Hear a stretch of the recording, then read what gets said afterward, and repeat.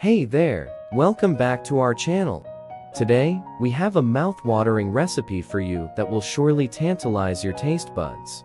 We present to you our delicious homemade pistachio, apricot, and in dark chocolate energy bars. Let's get started.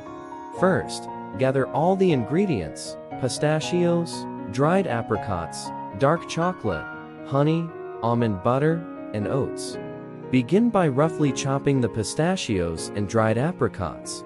Next, in a large bowl, combine the chopped pistachios, dried apricots, and oats. Now, it's time to add the sweetener.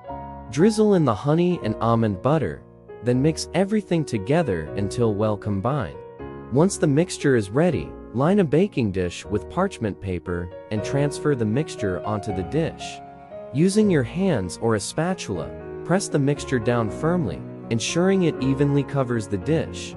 Now, it's time to let the energy bars rest. Pop them into the refrigerator for at least an hour, or until they're firm and hold their shape.